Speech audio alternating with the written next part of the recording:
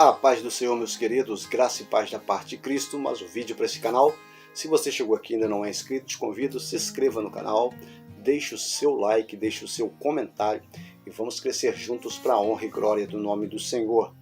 Temos anterior a este vídeo, 4 vídeos falando sobre o livro de Gênesis, desde o capítulo 1 até o capítulo 50, contando toda a história, os nomes, os personagens, vídeos bem curtos de 15 minutos, 16 minutos, falando sobre a história do Gênesis. Hoje iniciaremos o Êxodo e tentaremos fazer aqui em 3 vídeos a história do Êxodo. Hoje falaremos do capítulo 1 até o capítulo de número 15, porque o livro de Êxodo é o livro que se chama Êxodo, e esta palavra significa saída, a saída do povo de Deus do Egito. Para entendermos essa história, temos aqui os livros, temos aqui os vídeos anteriores, contando como este povo chegou até ali. Para iniciarmos este vídeo, é bom citarmos o versículo que está lá em Gênesis capítulo 15, verso 13. Quando Deus ele escolhe um homem para ser pai de uma grande nação. Quem ele? Abraão. E no capítulo 15, verso 13, Deus vai dizer: você será pai de uma grande nação. Nesse texto e contexto, Abraão está preocupado porque sua esposa é estéril e ele então quer levantar o seu mordomo, o seu servo, para ser descendente de tudo que ele tinha, para ser o seu herdeiro. E Deus vai dizer: não se preocupa, você vai ser pai de grandes nações. E no verso de número 13, por exemplo, ele vai dizer assim: porém, a sua descendência será peregrina nesta terra. A sua descendência ficará escravizada por 400 anos.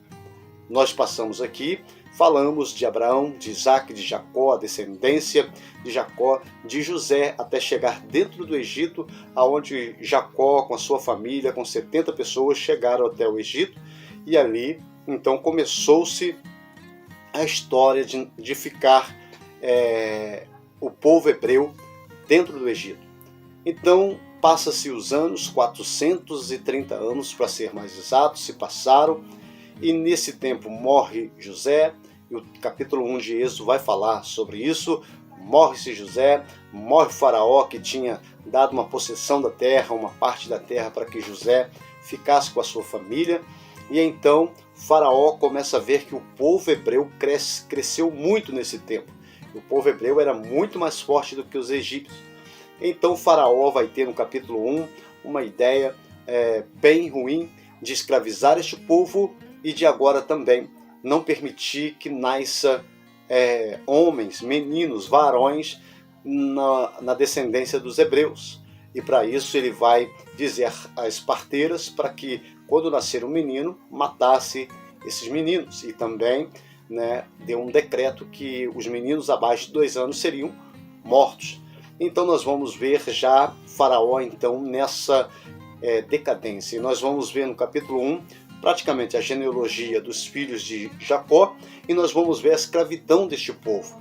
E quando chegamos nos versículos derradeiros deste capítulo, nós vamos encontrar o povo clamando a Deus, pedindo socorro porque estava sendo escravizado.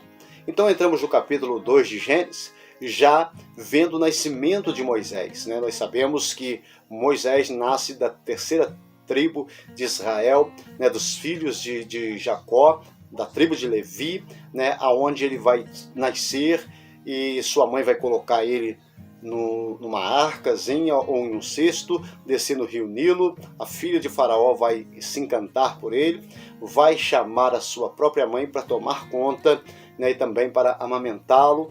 E nós conhecemos a história de José, e assim de Moisés, perdão. Moisés cresce dentro do Egito, e com todo o conhecimento, com toda a ciência do Egito. E nós vamos ver no capítulo 2, ele vendo já com seus 40 anos, ele vendo uma situação acontecendo com seus irmãos hebreus. Um egípcio se levantou contra um hebreu, e ali ele foi apartar aquela briga, apartar aquela situação, e feriu esse egípcio de morte. E ele, vendo que tinha matado o egípcio, então enterrou debaixo da areia. E no dia seguinte o texto vai dizer que ele vê dois irmãos brigando, dois hebreus. Ele vai intervir nessa briga. Ao intervir, os dois hebreus vão olhar para ele e dizer: quem constituiu você como nosso juiz? Foi você ontem que matou o egípcio e enterrou debaixo da areia. E nisso Moisés, vendo que foi descoberto o que ele tinha feito, ele foge para o deserto. E é no deserto que começa a história, né, da vida de Moisés. Aos 40 anos ele vai para o deserto, passa-se praticamente, né, mais 40 anos, quando ele já é casado, né, encontra sua esposa, né, e ele está apacentando as ovelhas do seu sogro Jetro. E quando ele está lá no capítulo de número 3, ele vai ter uma experiência com Deus, a sarça ardente, é muito conhecida, onde Deus vai se mostrar para ele, onde ele vai ter que tirar a sandália dos seus pés, porque o lugar é santo, e ali Deus chama ele para ser o libertador do povo hebreu, do povo que estava sendo escravizado. Nesse contexto, nós vamos ver então Moisés muitas das vezes relutando, não querendo ir, né, não querendo fazer esta vontade de Deus. Porém, Moisés se demonstra ser, né, o grande libertador. E nós vamos ver que Deus levanta também Arão para ser o seu porta-voz, porque Moisés vai dizer que ele é pesado de língua, não conseguia falar, mas Arão falava muito bem. E nós entramos no capítulo 4, já, né, nós vendo aí Moisés voltando para o Egito, encontrando seu irmão Arão, se alegrando os dois juntos com esse chamado de Deus, né, tendo essa experiência com o Senhor. E quando então nós vamos ver que no capítulo 5, tanto Moisés como Arão vão falar com Faraó para deixar o povo de Deus ir, mas o próprio Deus já tinha dito: o coração dele vai se endurecer e eu vou provar para Faraó que eu sou Deus. Nós vamos entender que as pragas, né, que vieram sobre o Egito são os deuses que o Faraó servia, né? Todos eles representavam, tanto as rãs, como outros eram os deuses que ele representava. Então Deus muitas das vezes endurecia o coração de Faraó, provando para ele da sua soberba que ele era Deus. Bom, nós vamos entrando nos capítulos, né? Que no capítulo 6, por exemplo, Deus diz que, né, vai livrar Israel. E nesse contexto que ele vai dizer: eu vou endurecer o coração de Faraó. Faraó vai ficar com o seu coração duro. E quando entra no capítulo 7, nós vamos ver a primeira praga, né? As águas do Egito se tornam em sangue, todas as águas do Egito. Porém, né, a terra onde estava o povo hebreu, as águas eram boas. Nós vamos ver que todas as pragas que vinham sobre o Egito, Deus guardava o povo hebreu. Aí quando chegamos no capítulo 7, nós vemos que as águas se tornam em sangue. Quando chegamos no capítulo 8, nós vamos ver a segunda praga. Na segunda praga, né, as rãs que vieram sobre todo o Egito. E no capítulo 7 vai falar da terceira praga também, os piolhos. Os piolhos atacaram todo o Egito, porém os hebreus eram guardados por Deus. Também no capítulo 8 nós encontramos a quarta praga, né? As moscas que vieram também sobre todo o Egito. Enquanto isso, o povo hebreu era guardado pelo Senhor. Quando chegamos no capítulo 9, nós encontramos, né, a quinta praga, a morte dos gados. Todos os gados do Egito morreram, porém os dos hebreus eram guardados pelo Senhor.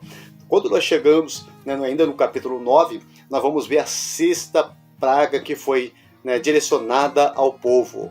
A sarna, né, do pó da terra se levantava e saía úlcera sobre as pessoas no Egito.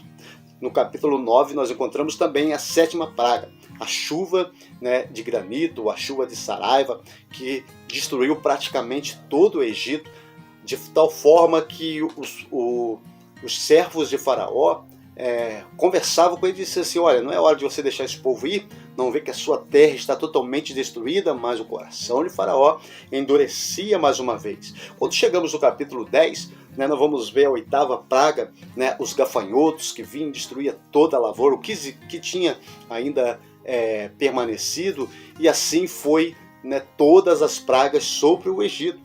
Né, no capítulo 10 ainda nós encontramos a nona praga, né, as trevas por 3 dias, tudo ficou em escuridão completa. Somente na terra que estavam os hebreus havia dia, havia luz, porém Faraó ainda com seu coração endurecido.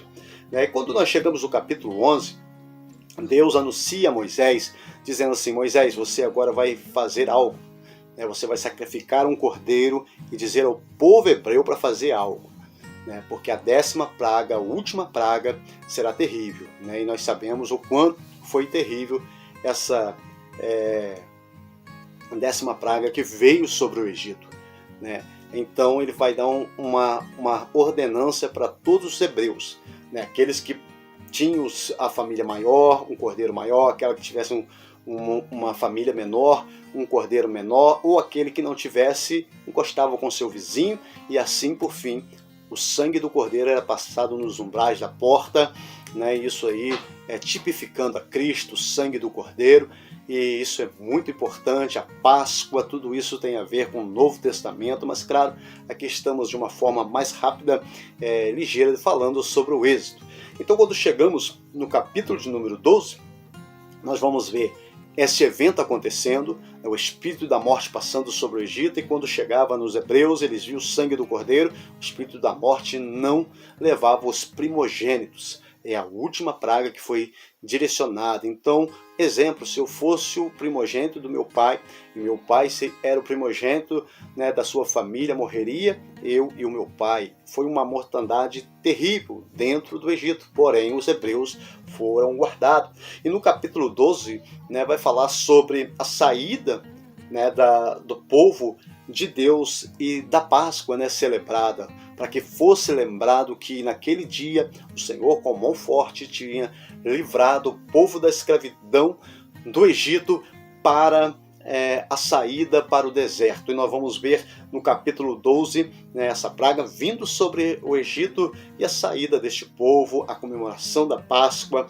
E no versículo 13, né, nós vamos ver o quão grande Deus começou a abençoar aquele povo. Nós vamos ver Deus dizendo aos filhos, aos primogênitos, para que fosse consagrado ao Senhor, né, toda aquela que abrisse a madre, né, não somente dos homens, mas dos animais, tudo seria consagrado a Deus. Agora Deus, né, aquela promessa a Abraão, começa a fortificar com Moisés, agora sendo Moisés o porta-voz de Deus, e os primogênitos seriam, né, guardado, velado pelo Senhor.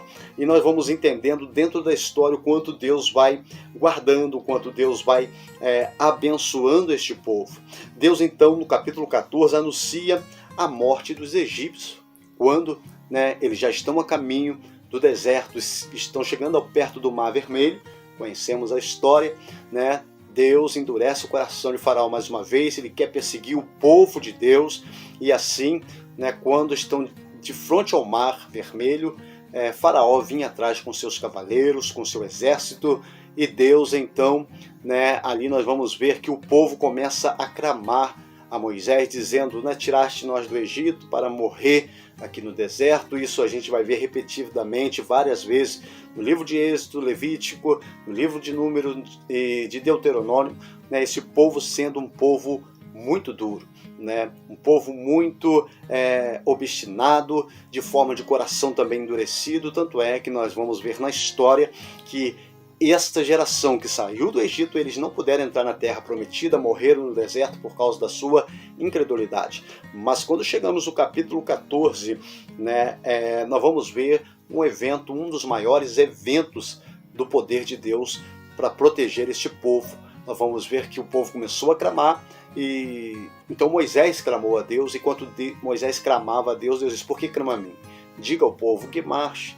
Né? E Moisés então tocou nas águas e o Mar Vermelho se abriu, o povo passou, né, com seus pés enxutos, e quando o Faraó viu que eles estavam passando, veio atrás, e diz a Bíblia que o mar se fechou. Faraó, né, com seus exércitos, todos eles morreram afogados, morreram, né, naquelas águas. E assim, no capítulo 15, Moisés faz um cântico ao Senhor de agradecimento, de um grande livramento do Senhor Deus. Então esse de uma forma bem rápida e ligeira, né, contando-se o êxito do capítulo 1 ao capítulo 15.